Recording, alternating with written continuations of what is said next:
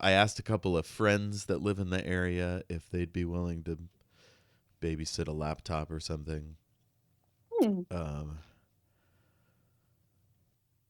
I like the idea of having, you know, some kind of indicator that looks like a baby, and then if things doesn't go well, the baby should look sad, and then it could look happy.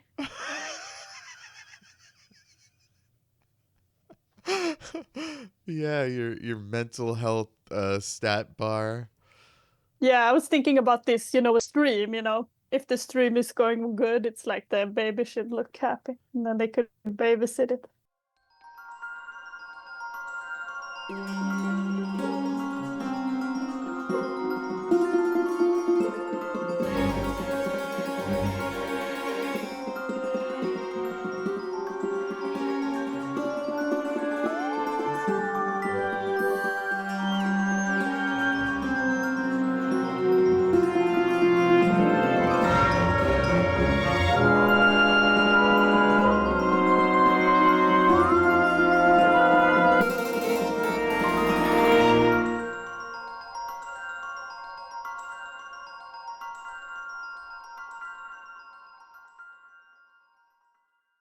You're listening to The Great and Secret Knowledge. I'm Jeff, and with me, once again, Sophia.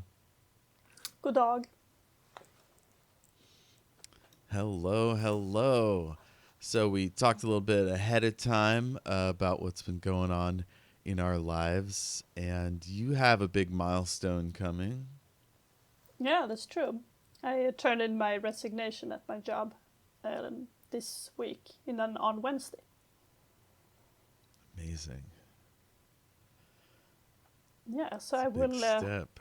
this summer I will start freelancing. So, and we Cool. will see. I have a bit of a buffer, so I will try to get it going, and then if I don't, then I will just have to declare how do you say declare unemployment, and then I will Oh, get yeah. my income insurance. So it's not a huge Cool.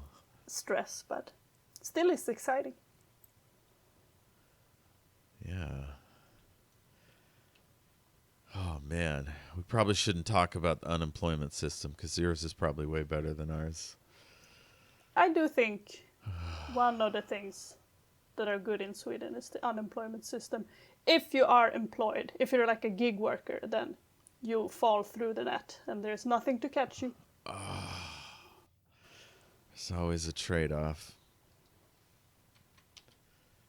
Oh, shit. Okay, where should we start? How did you feel about this episode generally? I didn't like it. It's bad, right? Yeah.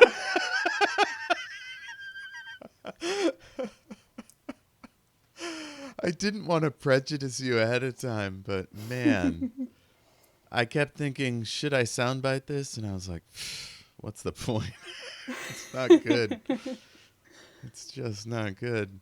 It's weird too because it's directed by a really great TV director, Rob Bowman, who did a ton of X Files and a lot of other good stuff.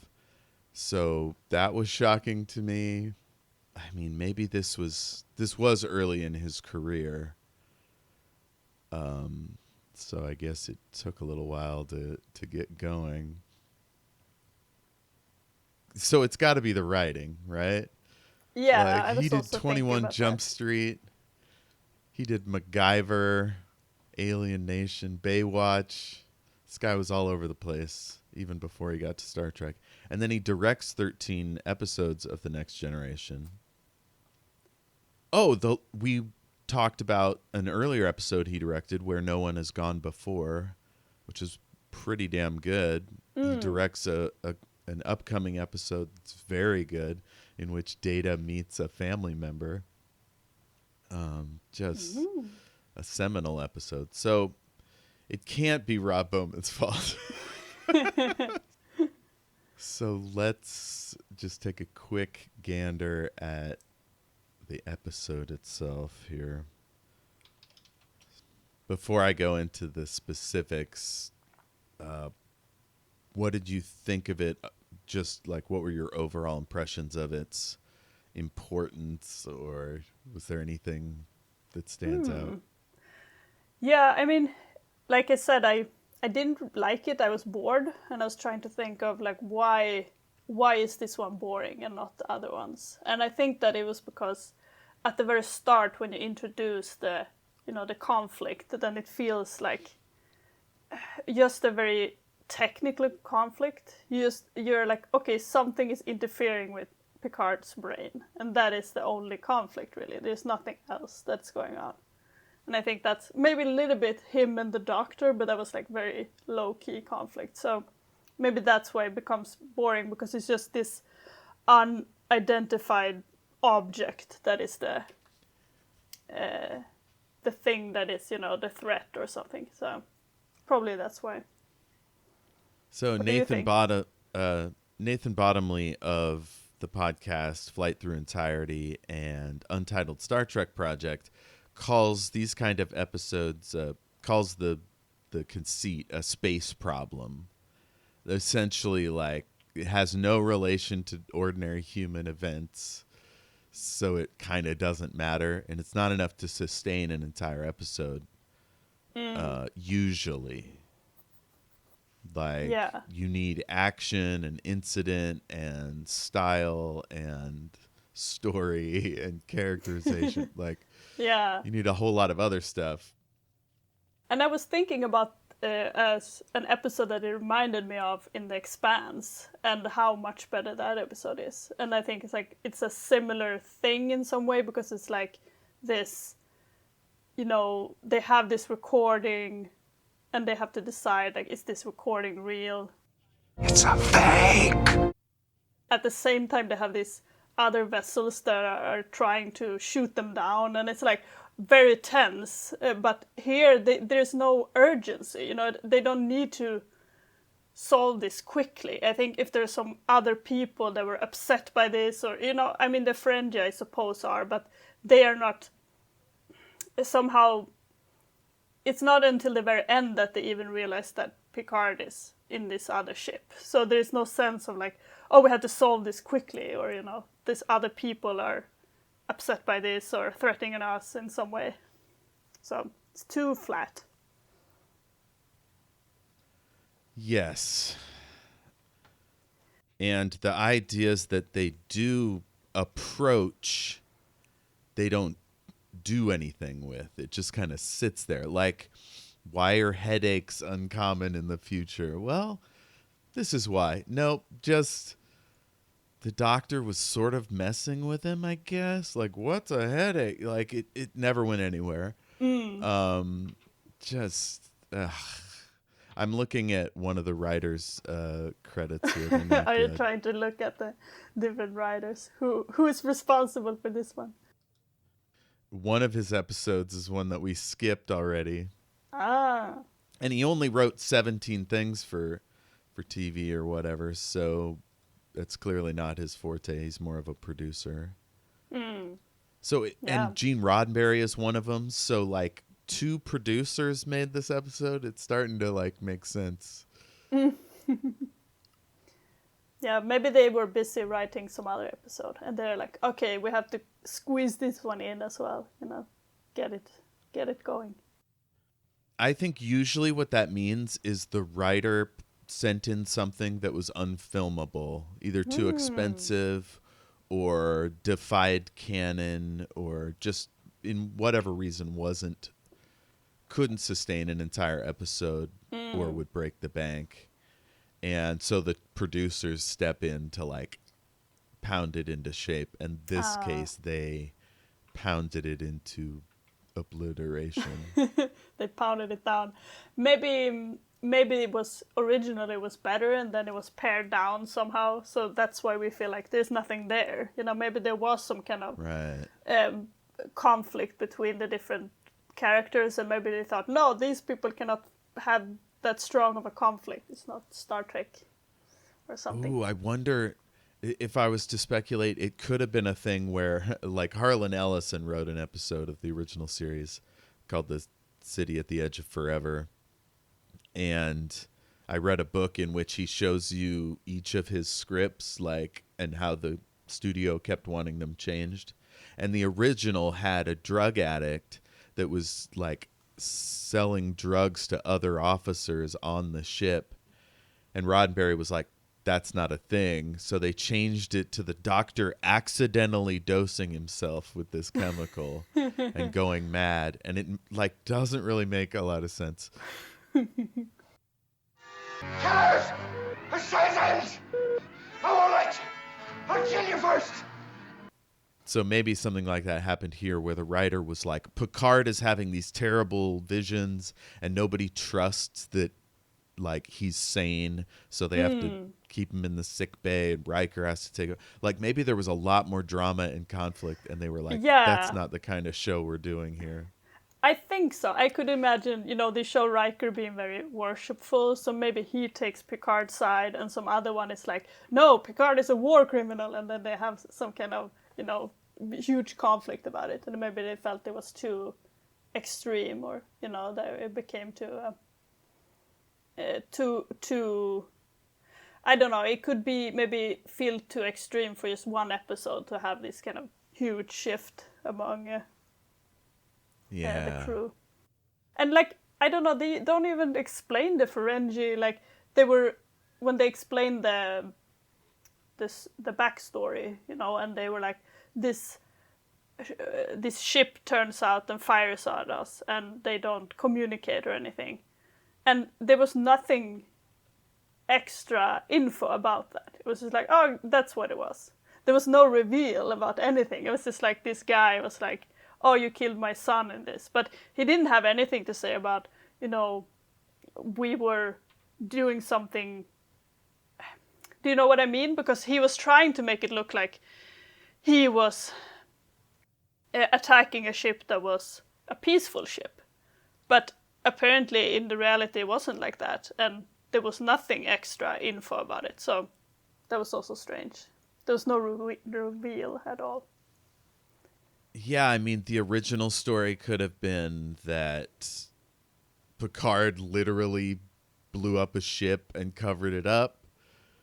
Like, the writer could have had some serious cool stuff in there that was just taken out. I don't know if it's related, but Larry Forrester, the original writer, I'm assuming, the actual writer, died the next year.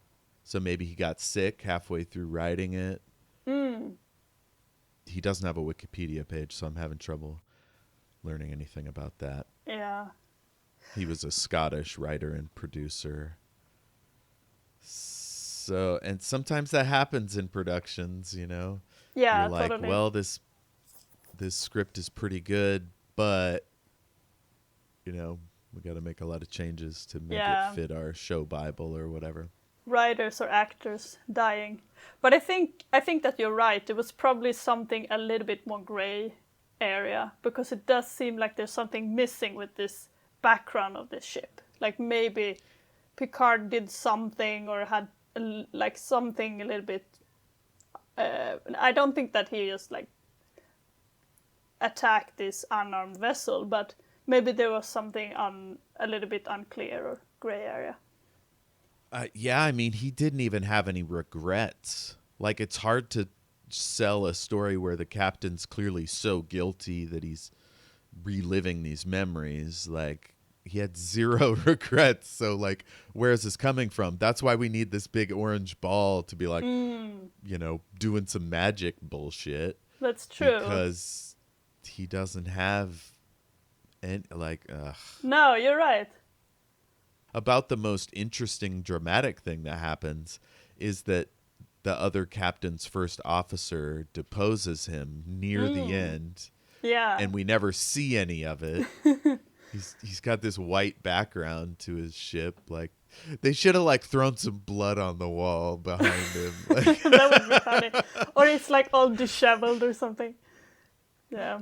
Oh yeah, his hair is hanging off to one side. Maybe he's drinking a glass of champagne. That would be funny. I just wanted more about Ferengi culture. How did he mutiny? What does that look like? Just one more hanging thread. Yeah, but I agree. That was the most interesting. Like, he was because he was talking to Riker and he was like, oh, he was kind of being honest, like, I can't question my captain, this is, but he didn't call him a captain, he called him something else, but he said, oh, that's not okay, and then the next scene is like, oh, actually I did overthrow him.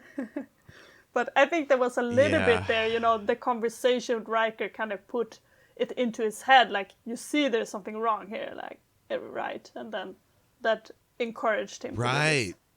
So in my view, what a producer should do in that situation is go, oh, we've found the more interesting part of this episode. Let's fill that out. Maybe Riker even meets the guy in person earlier in the episode and they have a little bond or something. Yeah, I agree. There's an episode of Strange New Worlds in which our heroes get captured by pirates, and they, over the course of the episode, convince some of the pirates to mutiny. Yeah, and that it's could really be fun. fun, and it feels like they built that storyline, early enough that it made sense. I don't know. There might be a good episode in this episode, but Yeah. overall it just didn't. Maybe we should rewrite it and we can be like, here's the better one. But and I thought, like you said, if they were meeting them and interacting with them a little bit more, the other part of the crew, since there was only really the two captains in this conflict, and it could be interesting if the crew is separate, maybe the other Ferengi are like, are you sure that your captain didn't bomb our vessel and they have to defend it, and then they can say, no, it's your captain that is, they could have like this kind of conflict, whose captain is wrong, And also I think that they were too similar as well. It was hard to, when one shows up, you're like, wait, are you the captain or are you the subordinate or are you the third guy? They should have had different colors or something.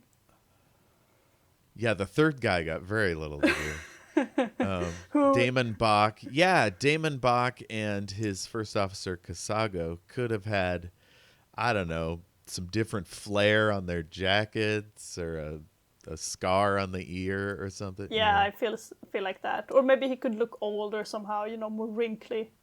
So they did look very creepy. But I was kind of annoyed by it, but also I suppose it's good. Like, they should have some creepy looking aliens so that not everything is gonna look just like humans. And it could look gross and creepy. Did you notice that they had the kind of twitchy head movements as like one of those prairie mice that has giant ears? No, I didn't. I only noticed that they were hunching a little bit. So that was also a little bit like rat-like. They were just like hunched up and just looking a little bit like they were ready to jump away or something. They were like hunched down, I suppose. Yeah. We get a lot more Ferengi in the future, and I think that fearfulness, it's sometimes a pose and sometimes it's real, and it makes me think of a species that is smaller than its neighbors, and so they culturally develop a sort of meeker feeling or whatever, whereas the Klingons are always bigger than everyone, so they're like, take up a lot of space. Yeah, that could make sense. But did we meet any Ferengi before? Because I felt like I recognized the name, but I don't remember seeing them. We've heard their name before, and I believe this is the first time we see them, which is why I felt the need for us to accept this bullet and watch this episode. So, did any of the normal crew stand out for you? I guess it was a lot. I keep wanting to say in this episode. It's the only episode we're talking about today. I guess I keep not remembering anyone's name still, but like the doctor, she was the second most important. But I guess she didn't do that much. She was just trying to order Picard to be in sick bay, and he was kind of agreeing and then sometimes disagreeing, just for a little while. So that, and I guess Otherwise, like, I guess Wesley had the small role that found the... Yes, Wesley had that great... in the beginning, he had boosted the sensors, and so he knew ahead of time. And that was a fun little scene. And then closer to the end, what does he do? He finds the sensor, like the signal somehow, and realizes that it is connected to this... yes. He found out there was a signal coming from inside the ship, which what we find out is the sphere. Yeah. And I guess that because they find the sphere, that's what causes the second officer to mutinate. Mutinate? That's not a word. Mutiny, Yeah, and he was, because he learned about this thought orb thing, and he was like, this is not allowed. So it's in some way it helped, but then they just called Picard and told him what to do. And for some reason he could just do it, and they could get through. Oh, I guess they could get through because the other ship left, right? I assume that's why. Yeah. It's a little bit confusing. Oh, man. But Wesley had a small role, and I was wondering, why doesn't he get any uniform if he is part of the crew? Why is he only in sweaters all the time? I wish I knew more. Like, I'm sure the producers have answered this before. As far as I can tell, he's only an acting ensign, which in this series means he doesn't get his own uniform. it's we don't have enough cloth on board. I mean, I feel like he could have some other uniform. He could have some kind of acting ensign uniform, you know? Doesn't need to be. Well, I think in ships in our world, a civilian operating as a crewman would be considered a specialist, and they might have a simple uniform or a badge or something. But because Roddenberry had this weird decision to make everyone in the Next Generation officers, they had to make him an acting ensign. And so, yeah, like, how is he going to give orders to anybody when he's in a giant sweater? Yeah. Like, nobody's going to take him seriously. But I could see, when you talk about officers, that is fine by me, because I think that that's something that could happen over time, that maybe computers are doing all of the menial labor, so then it's like the only people that are left is the officers, and maybe that's part of... It's the same as everyone nowadays is called like an engineer of everything. And it's like, why are you like this dispenser engineer, you know? And it's maybe this kind of, like a kind of an inflation of rank.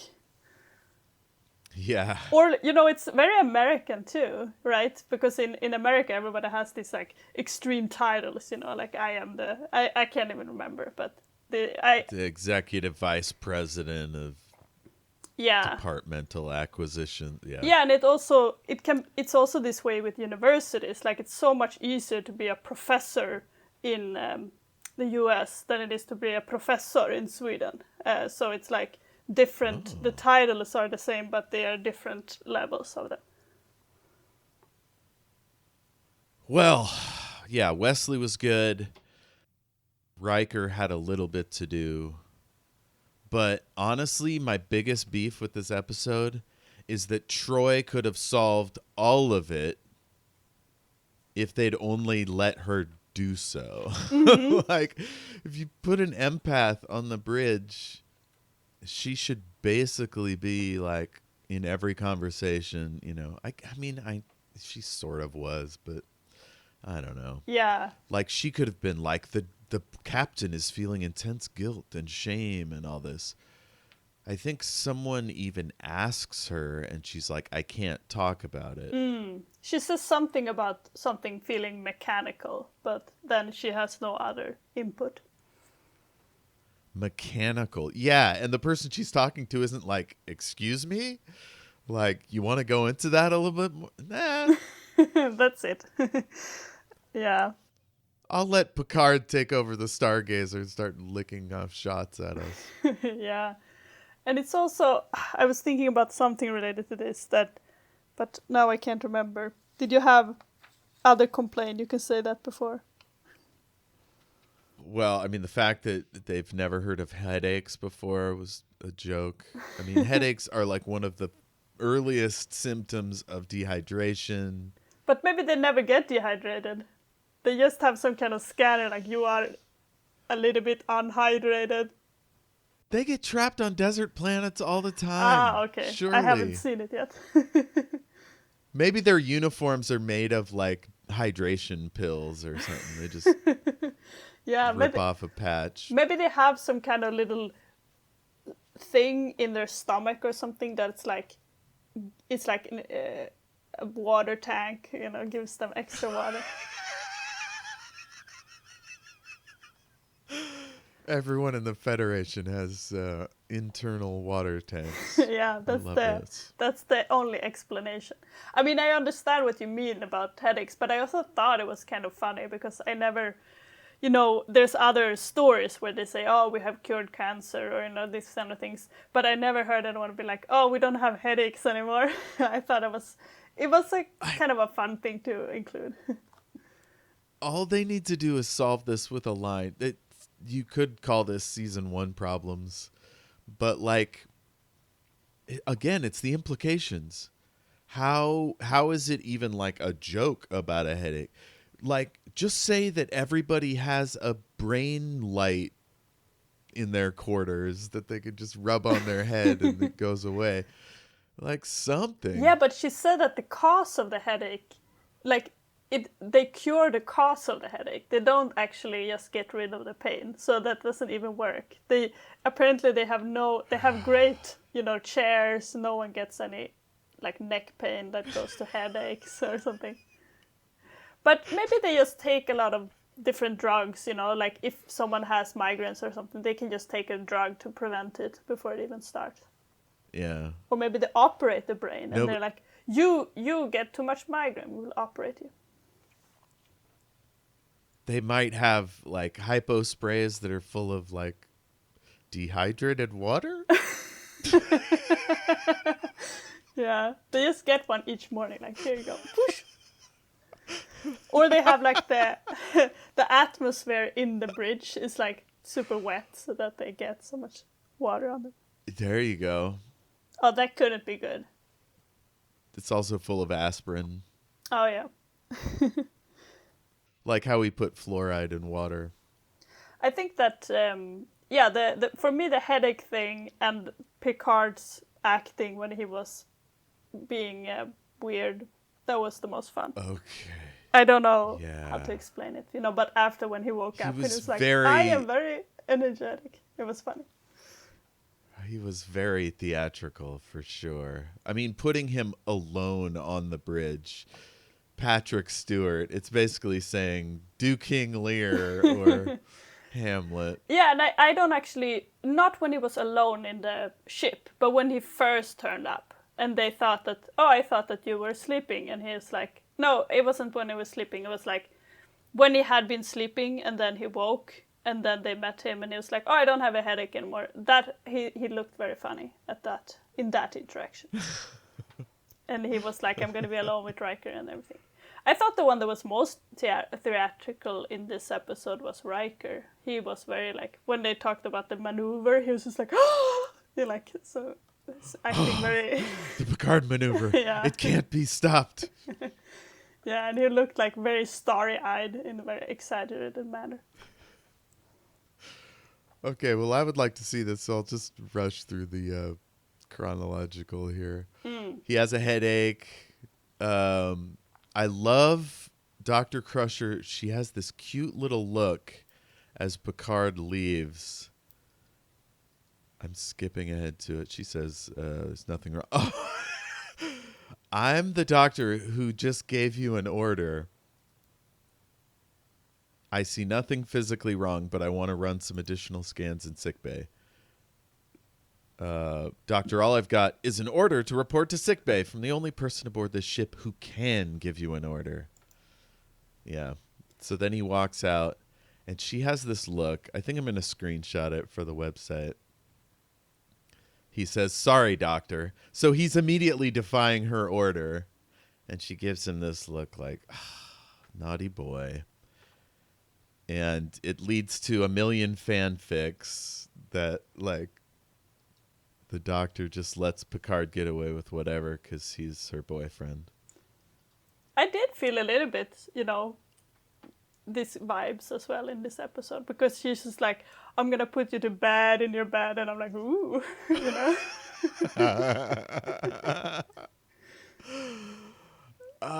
So Damon Bach appears. He's got this white light behind him. And this made me think, Ferengi, because they're so obsessed with profits and stuff, they do the Zoom background that gives nothing away, right? They don't want us to learn anything about their ship. If you want to know what the inside of our ship looks like, you got to pay us, Oh, that makes sense. Yeah.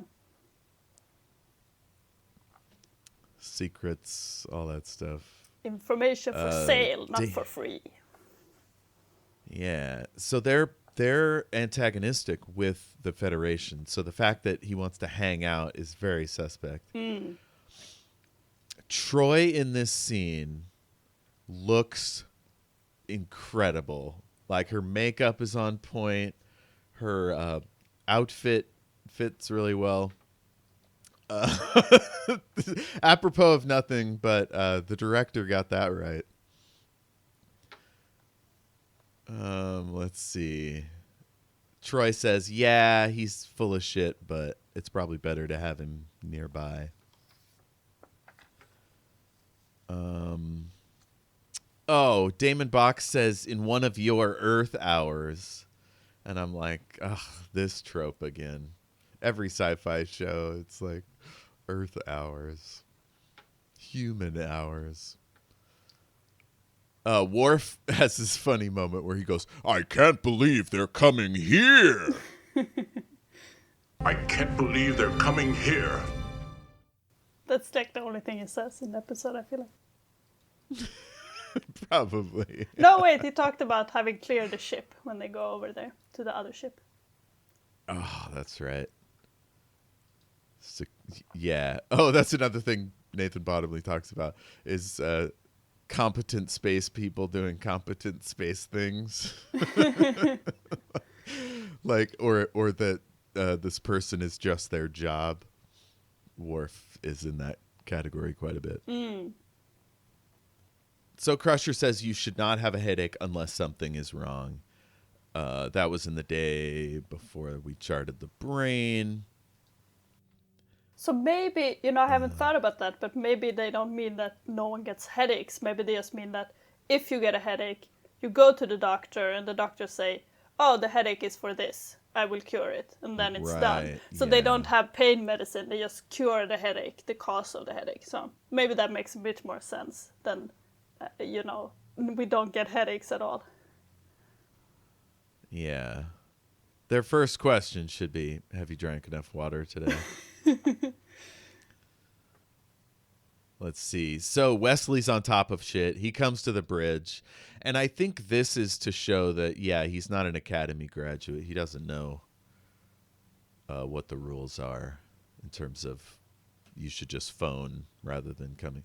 This meeting could have been an email, I think is the interpretation there. Yeah. I love the moment Data's like, tell me everything about your process, Wesley. And everybody looks at Data like, give me a fucking break. Oh, shit. And that's also when you talked about with the meeting, it's so funny because I feel like this is also an old time thing where they call on the video screen and they're like, we have to go over to your ship. Like, why can't you just talk on the video screen? It's fine, I feel like this is because they didn't have video calls at this time. So they thought, of course they have to meet in person. And I'm like, why? Do the Zoom call first and then see if you need to meet. Okay, my charitable explanation, production-wise, is it's a lot easier to act in person. You get to do more with your body and stuff, and you get to vibe off your co-stars. In canon, in the show, it's a diplomatic event. And so that's just part of it. You go unarmed, you have dinner, you talk. It sort of puts everyone at ease. But a lot of times in Star Trek, it gives the enemy a chance to like snoop on your processes or your tech, or like plant weird orange spheres in your bedroom or whatever. Yeah, maybe that's the reason. Like that, maybe I wouldn't have minded it if it wasn't that they had talked about that they seen some hostility, and then they don't demand any explanation. Like, what do you want to talk about? What is the agenda for this meeting? You know, that's why it felt like weird. But I think it's because, of the setting. Logistics, all that stuff in diplomacy is handled by subordinates. So I think there's like a Ferengi travel like secretary that handles all the, you know, which candles are in the quarters and like what type of worms are they gonna eat, and all that junk is handled by it's off screen. Yeah, but I guess, I mean, like what you said, it's not that fun to have people just sit on a video screen to talk. But I mean, I feel like they could maybe have show the two different ships. You know, you talked about wanting to see more of the Ferengi. You could show the Ferengi side, like maybe the captain talking and the other two talking in the background, like, we didn't agree to this, why is this, blah blah blah, because now they just talk in front of the other people, and that seems so they are like really badly coordinated. So you could show it. I think in a modern show, we would likely get them on their own ship. Yeah. Part of it is that the Ferengi are seen as foreign and other, and so we can't get to know them really. It all has to be through the lens of the crew, which we do less of that now, you know, like, but also that's another set they'd have to build. Oh yeah. That I can understand. Inside of their ship. Maybe it's all white, you know, it could just be like this white room. Maybe they're very minimalist. Oh yeah. Oh, their whole inside of their ship is just Jamiroquai, like yeah. The Virtual Insanity video.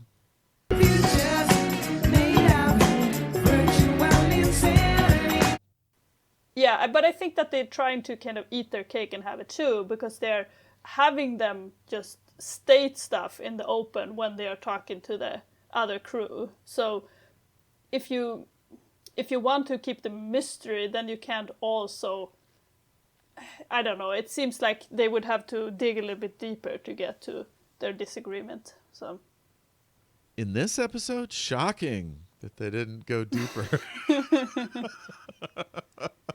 Oh, also to have whispered like hallway conversations, they'd have to like not call everyone to the set on the same day, so that complicates production.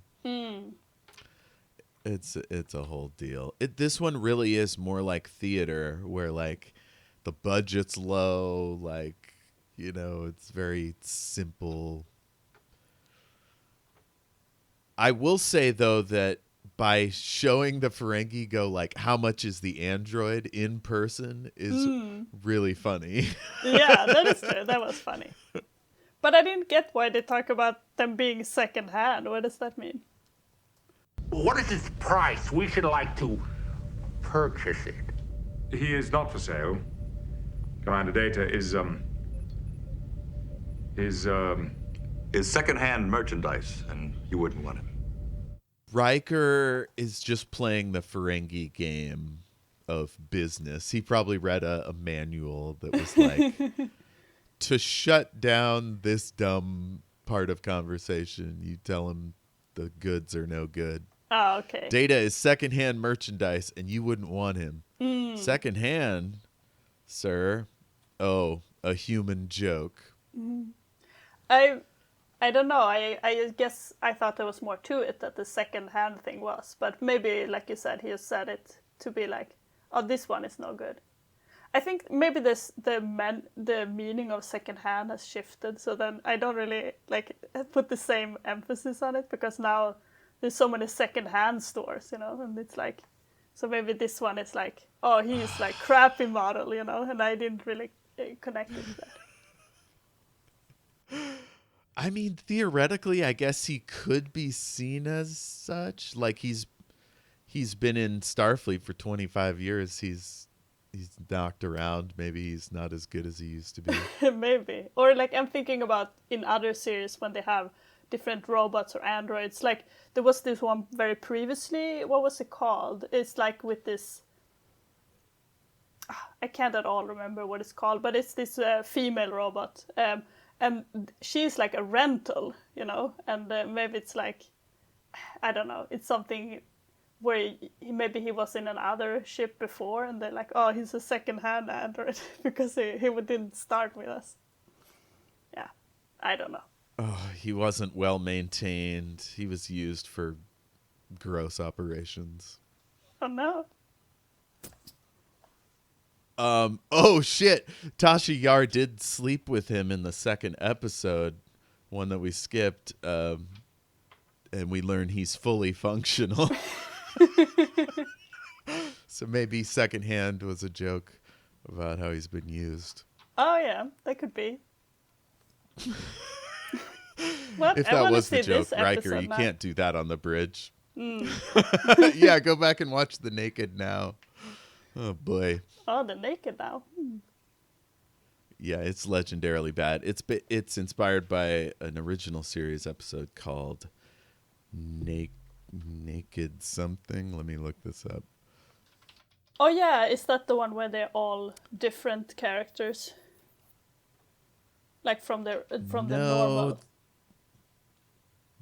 Yes, I mean they're acting drunk because of a okay. strange illness. It's called The Naked Time. Oh. And it's not very good either. Maybe I will watch it later then, because you talked about maybe it's more fun when you know the characters a little bit. So I could watch it if I think about it. I can watch it sometime later. Good idea, yeah. So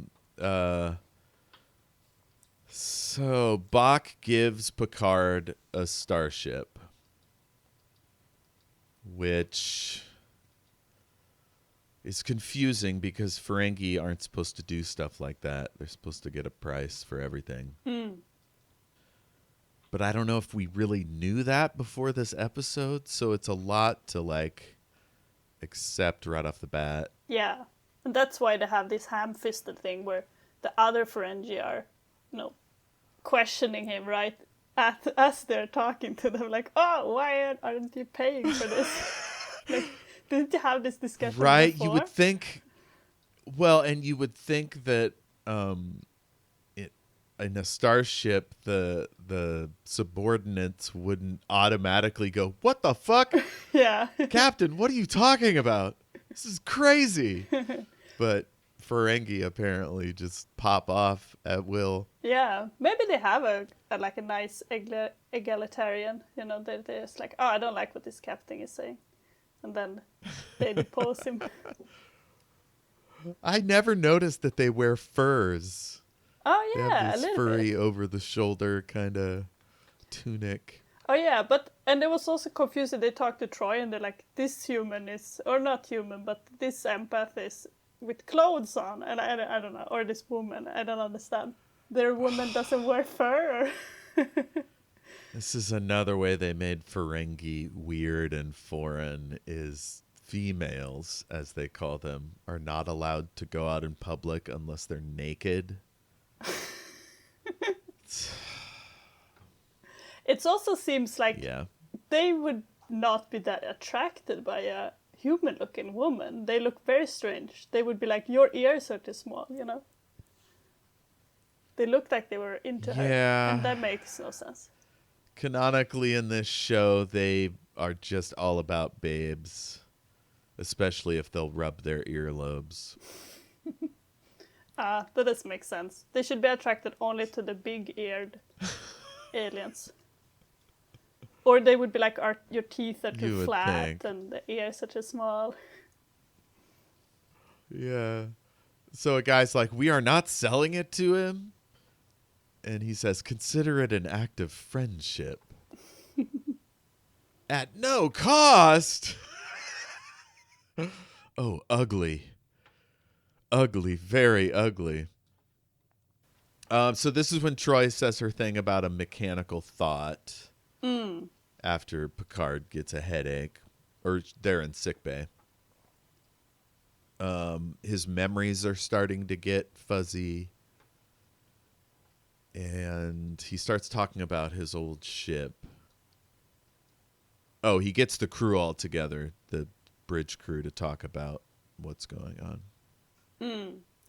And like you said, it's so strange that he doesn't, throughout this whole thing, he doesn't really have any kind of regret about shooting down this other ship. He only is kind of reliving this stress of trying to save his own ship. Or I guess he says at some point, like, oh, I thought I didn't have a choice. But it, like you said, he doesn't, in his reliving, he's not like, oh my God, I have to shoot down this other ship. It's more about, feeling attacked by this foreign vessel.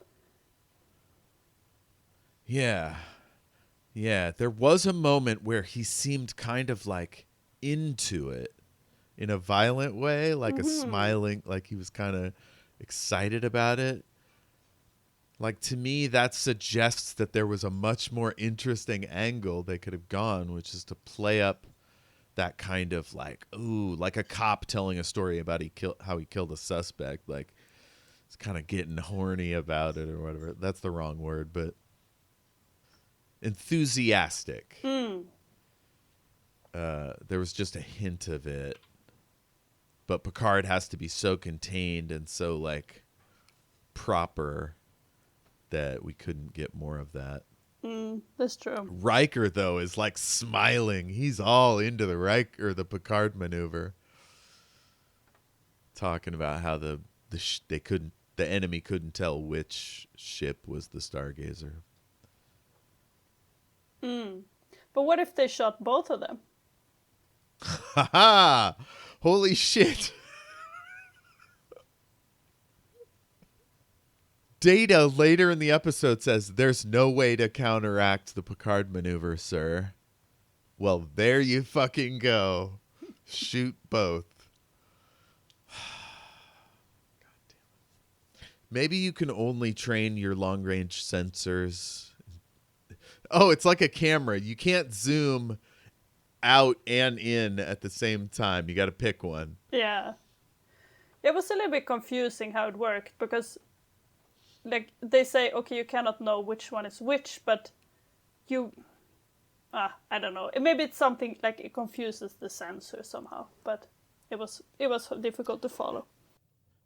I think that's the idea, because so much of these shows are based on submarine movies and, like, naval battles from the past. So, like, when there's a choice between being cutting edge and technological or hearkening back to the past, they tend to hearken back to the past, because it's like, I think because we get it more, right? Like, trying to explain how the ship sends out multiple weapons platforms that attack the enemy from different angles and stuff. Like, we get into that with Battlestar Galactica or The Expanse or Murderbot or something.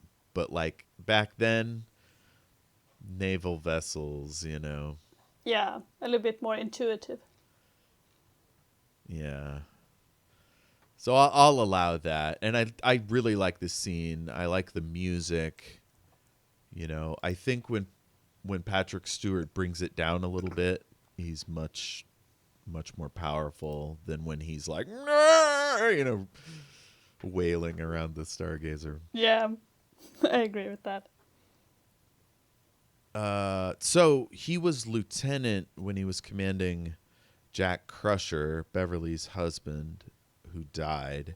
And I was wondering if that was when they were on the Stargazer or if that was from a previous ship, but I didn't look it up. God, this episode, it made me not want to think about Star Trek. Let's see. So they send a team over to investigate the ship. As you said, Worf clears it. And then Picard and Crusher come over. I thought that was interesting. the captain doesn't go over somewhere unless it's been cleared for security. That ties into Riker saying at the beginning of the series, we're not going to let you go into danger if we don't have to. Maybe it's also that the captain should be at the ship, that it's like, it's not him to go. But I guess they do go many times. Oh, probably. yes. The captain He should be available captaining to the ship. go on the bridge. Yeah. A lot of times in the original series, Kirk, Spock, who was first officer, and the doctor go. And so the chief engineer, Scotty, has to be captain. It's ridiculous. For some reason, Data reads out the plaque about the Stargazer. That is purely for us. Like, he would not do that in real life. In real Star Trek life. Geordi gets the ship going. Bev and JL show up. Oh, and he says to his ship, "Hello, old friend." He heads out over to his old cabin. He's going through his library, having a bit of a nostalgic moment, and then he has another episode.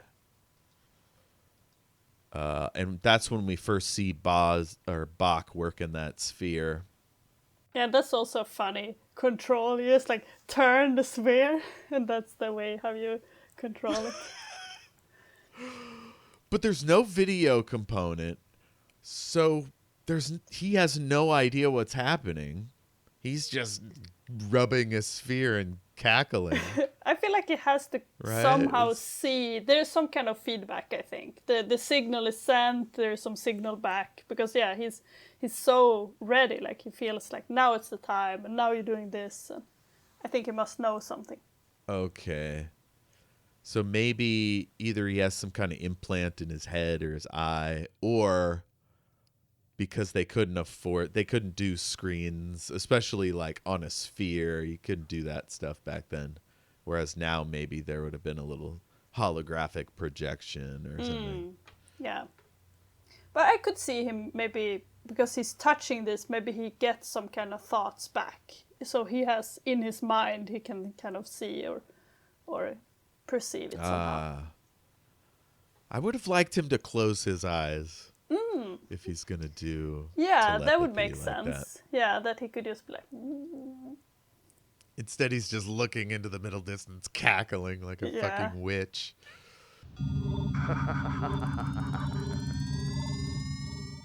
See, and there again, like, what they learn later on is that the Ferengi are inherently amusing. And so they use them as comedy characters a lot of times. They're very rarely, like, scary or menacing. Whereas here, they haven't quite... They haven't quite got the formula yet. No. But like, yeah, him rubbing a sphere and cackling maniacally is inherently comedic, right? Yeah. But they don't go all the way. That's true.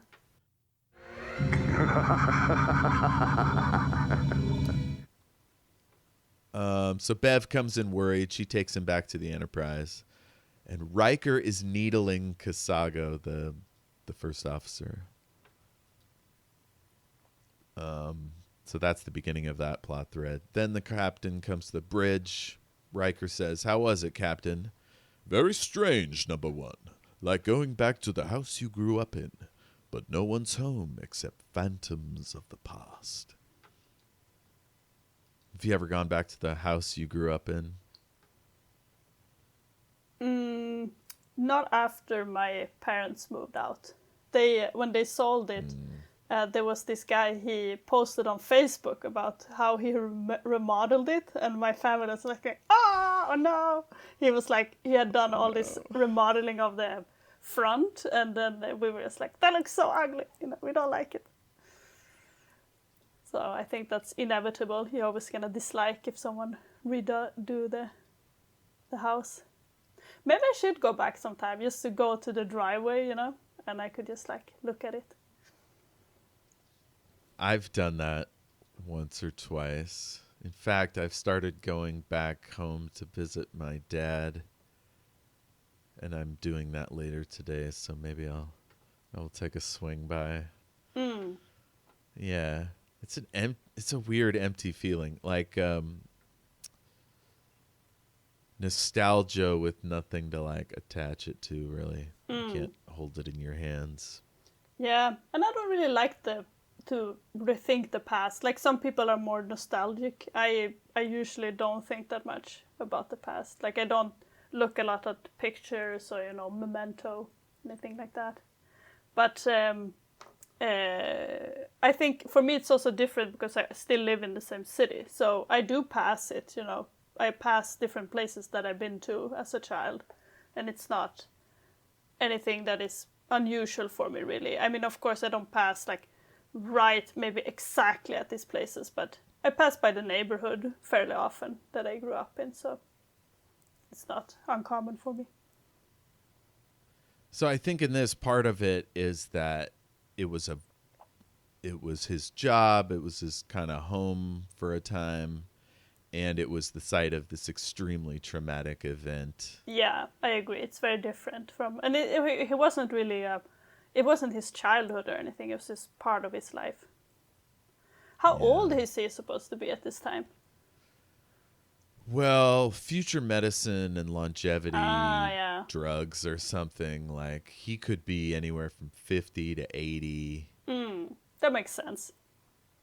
He's been in Starfleet a long time. Yeah, because he has such a long career, like after he's in this, so it feels weird to be like, oh, all of my career that I had, like, I mean the actor, not I don't know about the character. I don't know. This came out in 1987, so he would have been 47, 46, 47 when this came out. I guess that's pretty old for like a military career, that you would feel like, even if he was that actual age, it would feel like he had been at it for a while. Yeah, I don't know. I know in peacetime, promotion happens slower, so you might not get a captain of a vessel until you're 40 or something. What? And he's captain of the flagship of the entire Starfleet. But he also went through at least one war, the Cardassian War, so he could have been promoted faster. I guess I just feel like they have such physical roles all the time. In these episodes, we have several things where they have to like run around and do things, and then I thought, oh, you can't be like in your 50s, then you have to be like be able to run around on the bridge and everything. Hey, put a pillow down. I'm gonna tumble. But I guess, man, I mean, Star Trek ships knocking people around. They had to come up with something called the inertial dampeners to explain why that doesn't happen more often. But they also have to go, they're failing, which is why we're being flung around the ship. Oh yeah. Pretty I mean, goofy. it has to have some kind of weird gravity effects because they are also being pulled down, even though they are not thrusting in this direction. Yeah. They really should be pulled to the back of the room, if they are going forward. If you know what I mean. Like they have the back of the ship, they have the thrusters, so then they should all be pulled towards the thrusters because that's where the acceleration is going, in this direction. Yeah, I've noticed in a lot of sci-fi, they tend to forget about all the space above and below the ship. They tend to focus on around and in front and behind, which probably, again, is to relate to us in the only environment we understand. Yeah. But I just mean that then the whole thing that they have these inertial dampeners, that is not more strange than other gravity stuff, that it also doesn't make sense. There have been times in newer Trek, because of CGI, they've been able to have the gravity fail and people like float up and have to like scramble for a chair or something to get back on the ground. That's fun. But back then, all they could do is say, "Hey guys, fall down." Yeah, I guess it is kind of funny that something's happening. When they do something dramatic, they always just fall down. And in theory, you could fall up or fall to the side if just something bad is happening with the ship. Could fall wherever. Yeah. But I also thought it was funny that this ship was just lost. Like, couldn't they find it again? They were just like, oh, we lost it.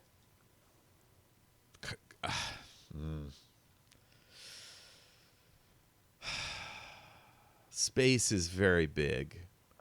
And yet, all these ships have beacons and things. Like, we have sensors, and they should have known what trajectory it was moving at last count. Yeah, probably. Everything's recorded on computers. Like, yeah, they should have been able to plot a course. But theoretically, they got hit by a part of debris from that last hit, and it turned it off course or something. Yeah, or maybe the knows? Ferengi took it after they left. And they were like, legitimate Well, I think salvage. he said it was years later. Yeah, I but think he said might it be was years lying. later. Maybe he came right after it and took it somehow. Ooh, I like this headcanon that he's been plotting this thing for... I think at one point he suggests that it's been maybe 6 months, but that'd be fun if it was like 10 years. Yeah, I just mean that I don't know what they're up to, but maybe they were like, oh, this ship is left over, we'll just take it. Because they found it somehow, so it makes sense that they maybe recovered it. You know, theoretically, this event could have happened at any point before Encounter at Farpoint, which was only a few months back in terms of TV schedule. You just think it was like 8 months ago, and then he was just like, oh, Yeah. now I'm in my new command. No, I don't think so. He 'Cause said all that he he says hadn't is thought my about old- it for a long time. Oh, okay. So when he says his old ship, he means the ship before his last ship, or Yeah. maybe 3 or 4 ships back. I suppose so. Okay. But yeah, it is kind of weird. How many ships has it been on? Why did it change so many times? Because it seems like they are out for a really long time. So I think most ships aren't. Most ships have a set route or a sort okay. of patrol area, whereas the Enterprise is on long range discovery. And he's only just joined the Enterprise, right? Isn't that right? yeah, I think you're right. That probably not all ships are going around like this one. And they talk about how they have all this extra crew, spaces and stuff with the families. So I think that probably it's not like he was afraid of the children, so he probably didn't have children in his other ships. Oh, yes. Yeah, of course. Of course.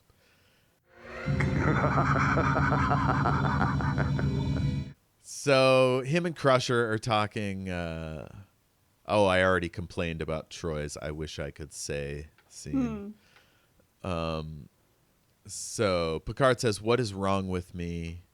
She says, "I wish to hell I knew, Captain, but something unusual has definitely been happening to you. The doctors always say the obvious, as if there's always a revelation." And she says, "Why do captains always think they're immortal?" Yeah. I mean, I guess. I feel like it would have been better if she just said men. Like, that's an often, like, or masculine thing, at least, to, like, not go to the doctor or to keep shit to yourself. But captain, like, none of us are captains. What do we care? I don't know. Again, Yeah, that's true. space people. So yeah, Bach is working the sphere again.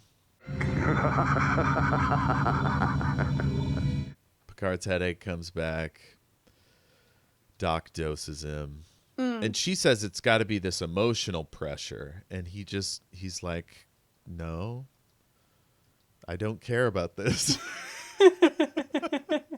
Like, that was the last time he saw his ship. Surely it would be more meaningful. I don't know. Like, I still miss my last car that I got in a car accident and it was totaled. Oh, no, the one before that got stolen and despoiled by a meth head. Oh, that was a bummer. Yeah, I still miss those cars sometimes. But this guy, He's like, yeah, he's out with the old, in with the new. I have other ships. So Damon Bach sends him a dream. He's back on the Stargazer with those holographic crew members. And I thought that when he was in this dream, I thought that he was gonna walk around in his sleep or something. See, that would have been interesting. Yeah, but it was his dream. Dreams are inherently, by their own nature, not interesting. Because they have no effect on the other characters or the plot or the continuity of the show. So it's really hard to make them interesting. They try with these holograms and the fire. But in a way, doing it that way, I feel like takes some of the sting out of when he's on the other ship doing the thing. Yeah. It's like, we've already seen this. I think so. It's just a repetition. And then he doesn't even wake up sweaty and worked up. He comes onto the bridge like, oh, I feel much more well-rested. It's well, did you have a nightmare or not? But that's what I liked. I thought that was funny when he was acting like that. Oh, you did? Because I felt like this was when...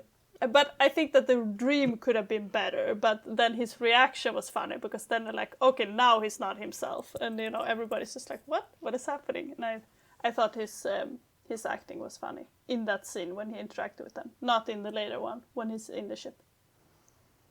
Okay. That is a clear dividing line then. We're meant to think Damon Bach has taken complete control now, and he's like dismissing his staff. He's like, I've got this, everything's fine. I'm in a great mood. Because he has to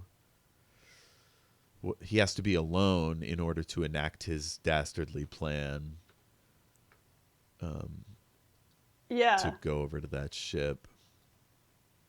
Dr. Crusher, she's like, sir, like, what the hell is happening? She has some great acting in this moment.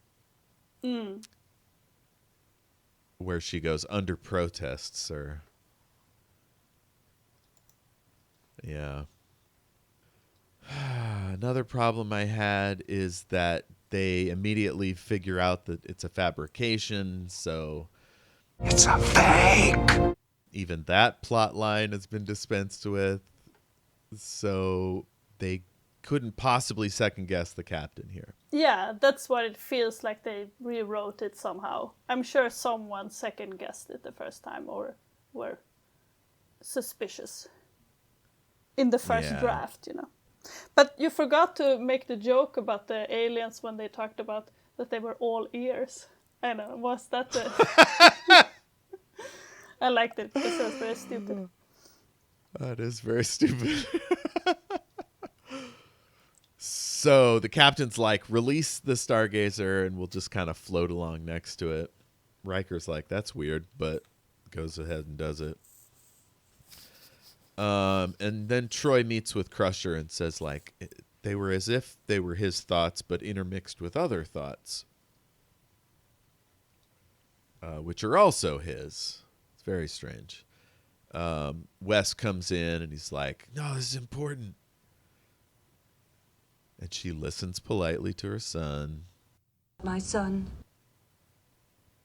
And he's like, I don't know much about brain scans, but he proceeds to explain to them that something is basically influencing his brain. Yeah, the same signal in the brain scan as they have picked up from outside the ship. Yeah, so I don't know how quickly Riker says, get back the captain, but like it should have been exactly at that moment, right? I don't remember how quickly he talks about it, but they talk about how they were like, oh, he went to rest, and then they ask, where is he now? Oh, he's not there. So I don't remember which order it is. It's very quick in terms of the viewer, right? It's just the captain went to the transporter room, went to the Stargazer, and then we see the captain on the Stargazer talking to Bach. And Bach says shields are up. So shields being up blocks transporters. But usually when somebody's shields go up, it immediately triggers a red alert. you know, everybody's like goes into action. Yeah, that would make sense. Yeah, and the whole thing with him, you know, the whole thing with this globe is confusing how it works, because it brings out the memories of Picard, but it also hypnotizes him. Like when he went to the ship that didn't have anything to do with his memories. It would be cool if they could found a way that to connect it to his memories somehow, that maybe he, in this situation, he was on another ship and he had to leave that ship and go to this ship or something, so that he could kind of get confused and think that he had to leave. I love that. Another great idea. So they do some space stuff to figure out what's going on with this orb, and then Riker meets up with Kusago on the Zoom call, and he's like, "Look at this thing. Your captain's using this outlawed technology." Picard has his soliloquy. He's reliving the Battle of Maxia. And that's when, what's his name? Riker's like, "What do we do against the Picard maneuver?" And he says, "It can't be stopped." But then it can be. Data's like, if we study compressing gases in the immense vacuum of space, fine. We can find out where he's going to be. There could be some kind of trace materials, I suppose. But Yeah. but I like it kind of, because it's the idea, I think, is that he's going by all the different input that has been discussed before or that is known, and then he's like, "No, you have to stop it." And how would you do it? But I guess they would have people that just look into that normally. Well, and he's an android with all the knowledge of Starfleet, so he whips up solutions like that all the time. Yeah, I liked it, but I thought that if we think about it too long, then it becomes like there could be other androids that have made the solution before, and then they have made it into the library. Like, I feel like you don't just think of things at the spur of the moment. Of course, you have this kind of discussions or, you know, theoretical situations, and you make up what can you do with that. Yeah, in the Star Trek universe, it's always like the first time this thing has been done, it's the wildest scenario. Sometimes there are things that would have taken engineers and scientists years to develop. Like there's a transporter is developed in the Star Trek movies. I think the second one, Into Darkness. Yeah. That can take you from one planet to another, like across the galaxy. Never been done in Star Trek before. It completely would require orders of magnitude more power than anything we've ever seen. So they just say, "Oh, our crew came up with a new thing." I guess it's more fun that way, because it is really boring if everything is already done. You know, it's the flaw, I Right. suppose, with the things being too electronic and too, I don't know, too civilized maybe. You know, like if you have a really great bureaucracy and everything is working, then everything is already solved before you're just like one cog in a huge system. That's not that fun. Right. Yeah, I mean, I guess it's like in a realistic space movie, there's like hundreds or thousands of employees on the ground, like looking through manuals and things. Anytime something breaks or needs to be altered, Yeah. there's this vast infrastructure to support them. Whereas here, it's just our 7 favorite people, Yeah. you know, talking to each other in rooms. And that's what I was gonna complain about Wesley, but then I thought you can't just have like all these different characters showing up. That would be boring. So then you have to be like Wesley, just solving this engineering problem. It's almost as if Wesley was invented for shortcuts. Yeah. Because they just made him a super prodigy. And then we get the classic sci-fi trope of hypnotized person saying their thoughts out loud. Where it's like in Doctor Who, it'd be like, must kill. And in this one, it's destroy the sphere. Phaser. Destroy the sphere. Destroy the sphere. Destroy. Phaser. Phaser the sphere. Ugh. And then it blows up, and Picard is launched across the room. And he's not even injured. So the no drama from that.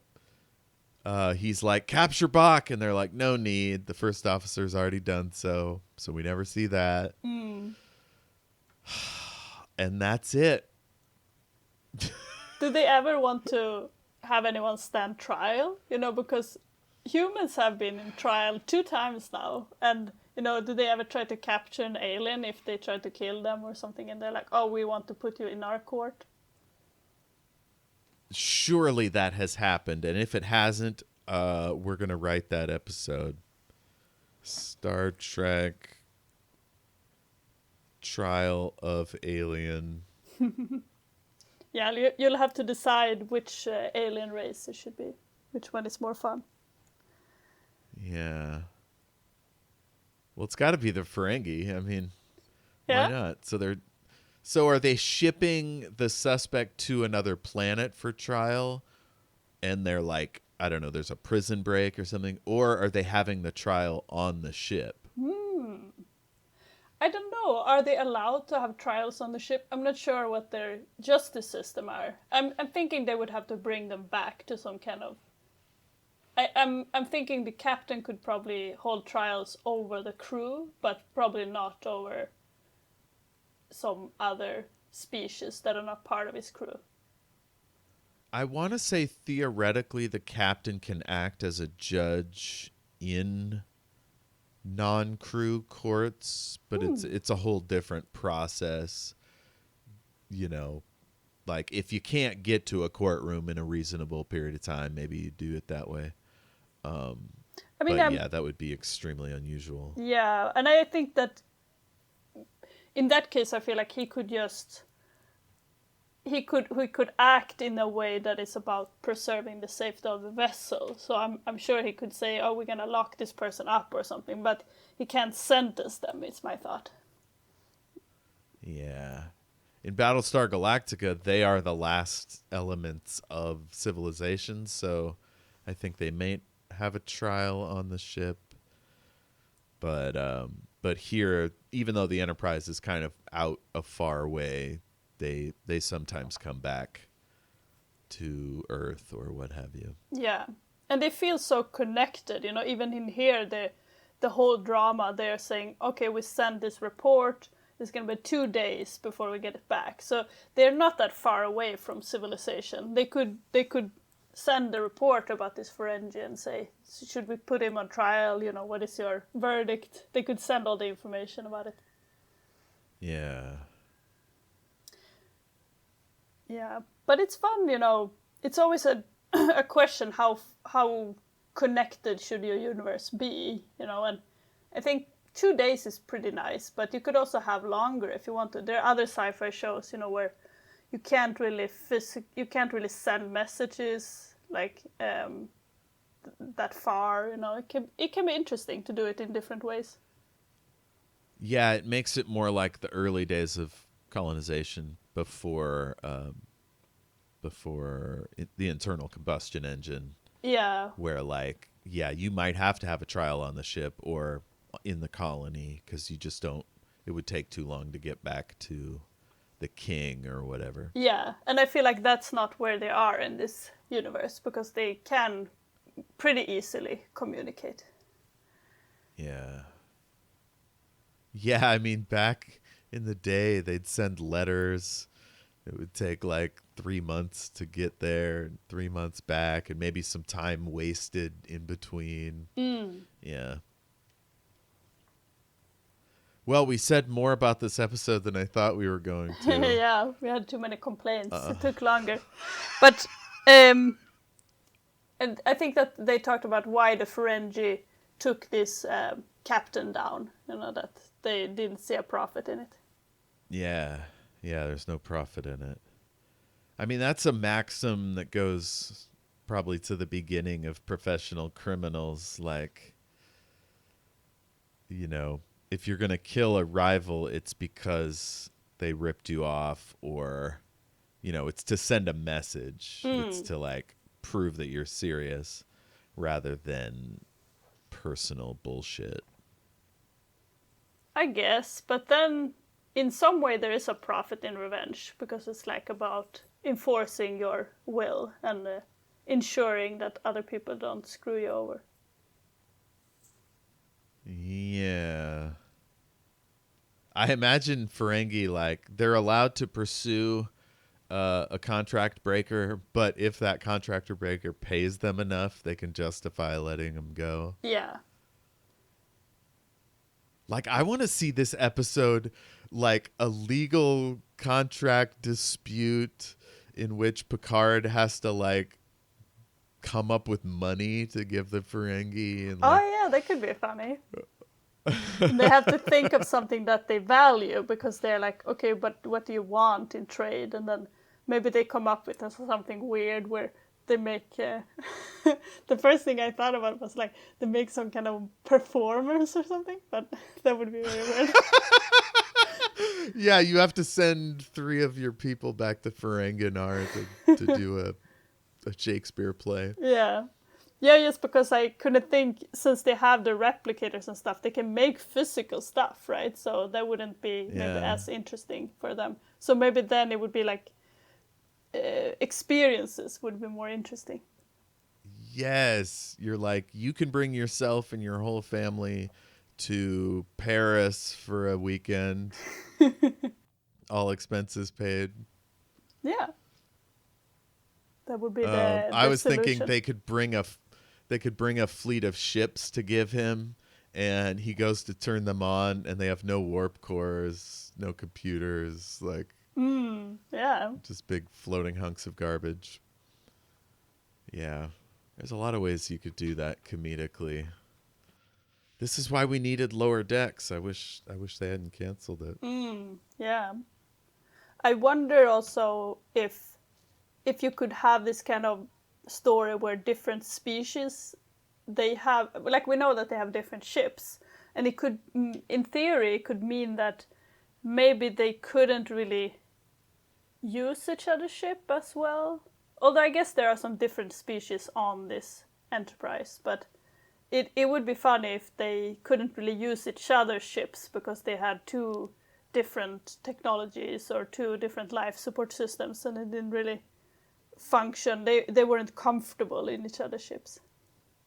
Okay, so that is a great idea, because, yeah, that's how it would work here. Like, you'd have to take a Russian hostage to show you how to work the Russian engine room or, like, the computers on the deck, like, unless you had Russian speakers on your crew, like, you'd have to have somebody translating manuals. Like, it could be an interesting episode. Yeah. Whereas in this, because their screens are all abstract doodles, like, we never see. Oh, and they have a universal translator, so that never is a storyline. Yeah.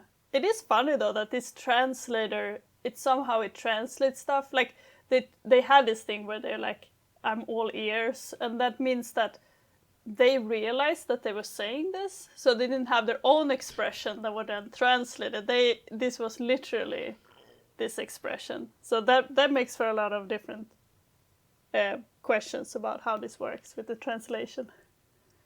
I love the idea that the translator, like, understands idioms and, like, replaces idioms. Because, yeah, in real life, if you met a culture that you didn't know their language, their idioms would be largely inscrutable. Yeah. Like, champing at the bit, what does that mean? We don't use horses or whatever. Like, Yeah. But with sci-fi, you can get into some real annoying sort of Planet Zog, like, weird talking that that is frustrating and annoying to the viewer. But there's an entire episode of this show called Darmok, which is about that. The captain gets stuck with a new alien, and even though he can translate his words, he doesn't get any of his metaphors. Metaphor!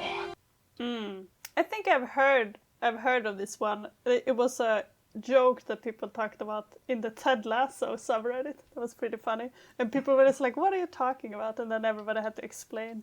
Because they were making joke that they were this with Ted Lasso, that they just used Ted Lasso to explain everything in their life. Yeah. I love that. I heard it's a popular episode.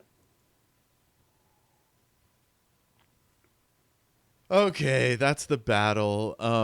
We've talked about all kinds of ways they could have improved it, but that's the one we got. Let's hope the next one is... do you want to keep doing Next Generation? I should ask you that every time. Oh, yeah. We can keep going. And I will let you know if I feel like, no, now I don't want to do it.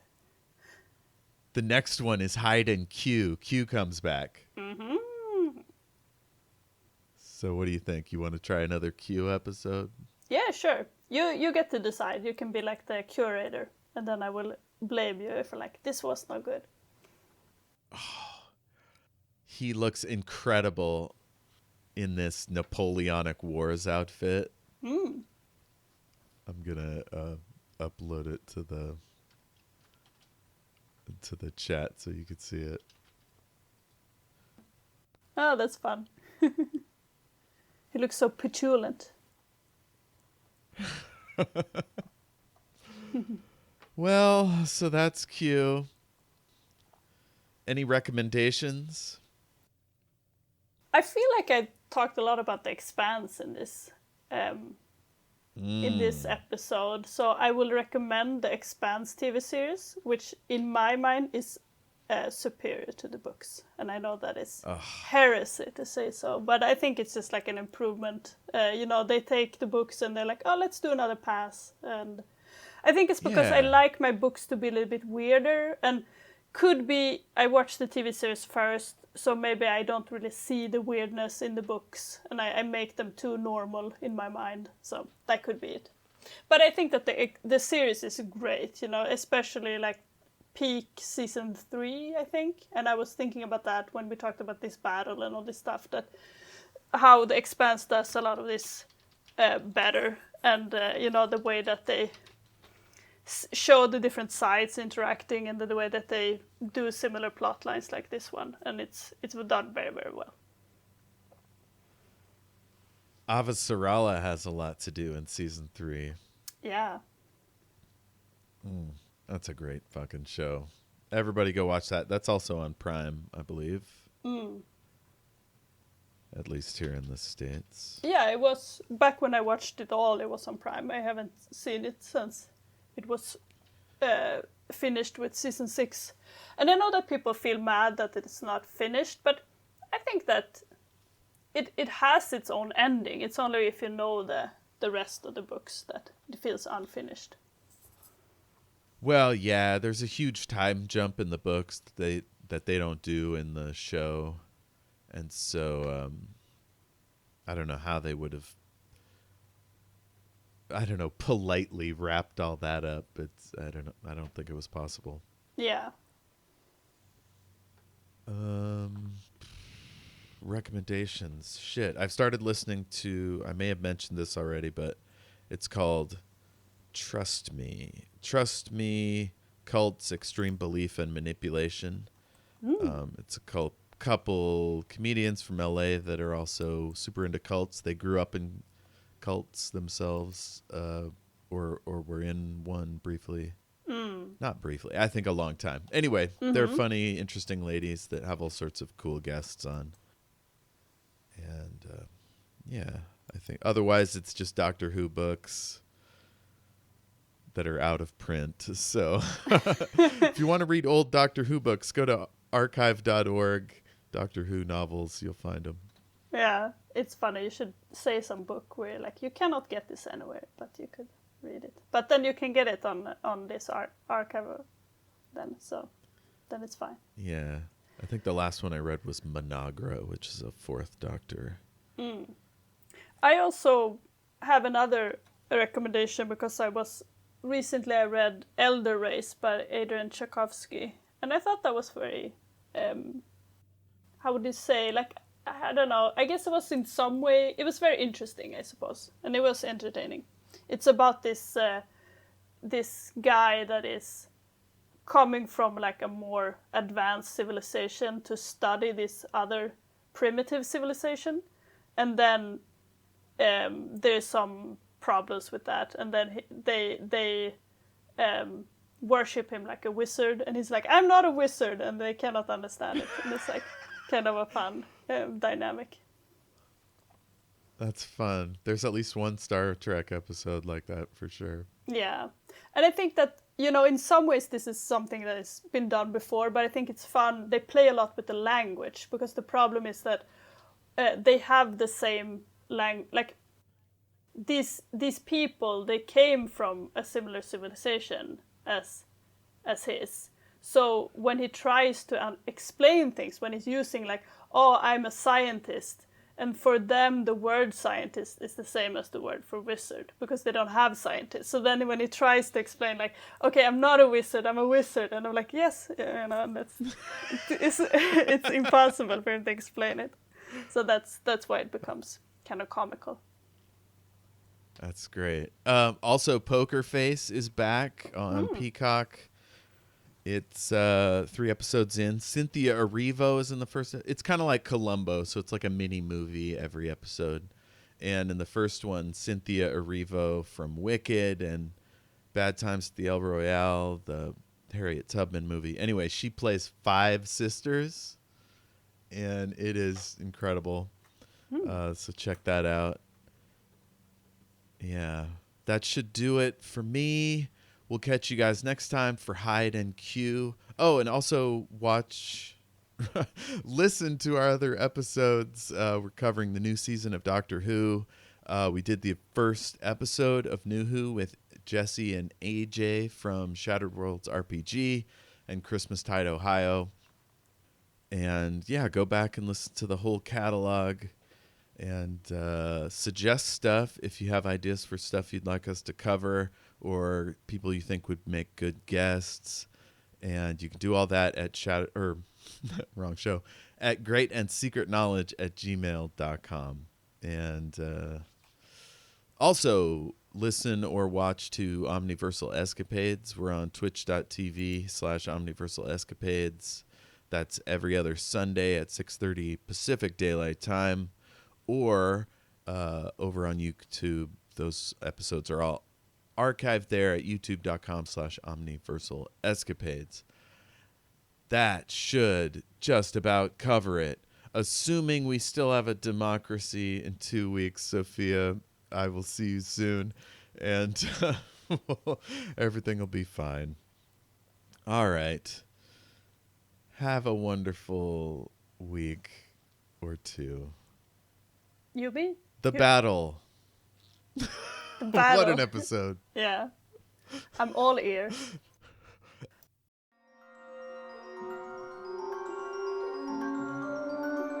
A huge thanks to James Lark of jameslark.co.uk for providing our wonderful theme song. Thank you, James.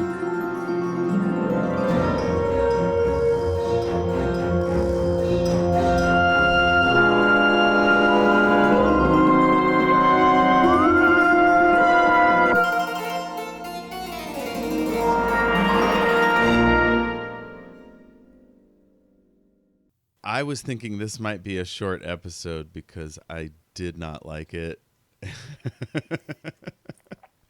Save it for the after the intro. Killers! Assassins! I won't let you! I'll kill you first! I won't let you! Should we fire back? Fire, Captain! Fire! You will injure yourself. End transmission.